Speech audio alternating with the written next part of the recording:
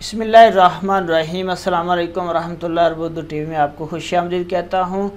आज 11 सफ़र 1443 हिजरी बामुताबिक 18 सितंबर 2021 में आपके साथ पिछले 24 घंटों की कोरोना वायरस की डेली रिपोर्ट शेयर करूँगा। 68 केस रजिस्टर हुए हैं। पिछले 24 घंटों में 77 लोग सेहतयाब हुए हैं। 5 लोगों की डेथ होगी। अल्लाह पाक उनकी मग़फ़िरत फरमाए। सबसे ज़्यादा मक्का अल मुकरमा में 20 केस रजिस्टर हुए हैं। रियाद में 17, अल शर्किया में 7, अल मदीना अल मुनव्वरा में 5, असीर में 4, जज़ान में 3, अल गसीम में 3, तबूक में 3, हदूदा अल शमालिया में 2, जोफ में 2, नजरान में 1 और हायल में भी 1 केस रजिस्टर हुआ। टोटल सऊदी अरेबिया में 5,46,479 केस रजिस्टर हुए। सेहतयाब होने वालों की तादाद 5,35,450 है। टोटल अमवात सऊदी अरेबिया में 8,656 हुई है। तो एक्टिव केसेस की तादाद 2,373 है, जबकि इंतहाई निगहदाश्त में जो मरीज हैं उनकी तादाद कम होकर 361 पर आ गई है।